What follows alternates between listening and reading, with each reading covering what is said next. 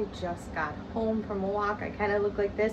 Today's my day off, so I wanted to give my skin a break from makeup because, as you can see, it's agitated a little bit. And yeah, sorry I don't look fantastic, but you're not going to see me for a ton of this video. But I want to show you today a really quick, really easy way to make fruit leather.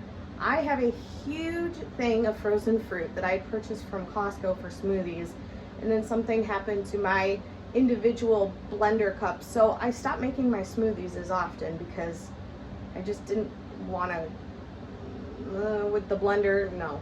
So I have these that need something to do with. So I'm going to share the measurements. I found this recipe online. I will link below where this recipe came from.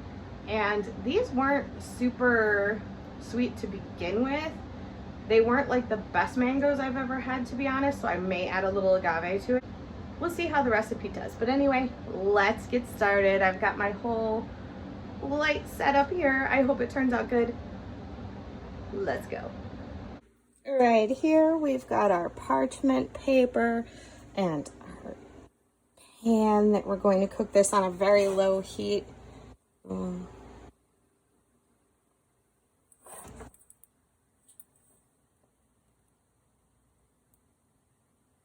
Mine goes to 200. You're supposed to set it at 165, but I think 200 will be okay. It's not too far off. It'll just have less cook time, and I'm gonna have to watch it closely as it gets closer to the time of being finished. I'm gonna show you, I have a bowl on a scale as per the recipe. It goes by measurements, not me. I'm doing the whole bag. Then you're gonna take a lemon, cut it in half. If you're using the same size bag as me, I would suggest using the whole lemon.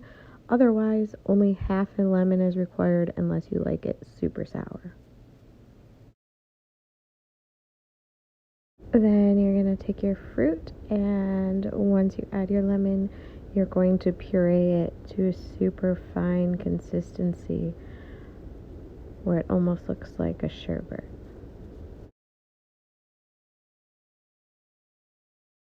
Your next step's going to be, once it looks like this in your blender, and I'm about to show you the consistency in the bowl of what it will look like. It kind of looks like a creamy, smooth sherbet. To me, this is what you want your whole batch to look like, and keep adding till all of your fruit is blended and looks this consistency in the bowl. Then you're going to want to dump it into a pan and cook it on the stovetop on a very low heat. Let it simmer for 30 minutes so that way it cooks out all of the water.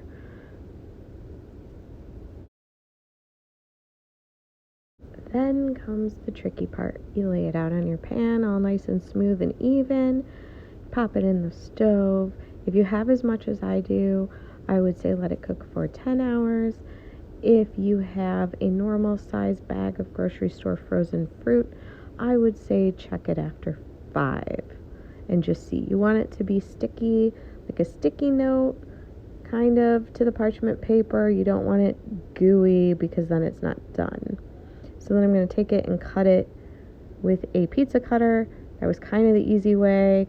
I added tahini, which I didn't love this one. I ran out and got one that didn't have salt in it. I didn't realize this one had salt in it. But either way, it was fantastic. You should try it with a fruit you love, and I will see you next time. Also, be sure to follow me on Instagram and Snapchat for more secret videos. Bye.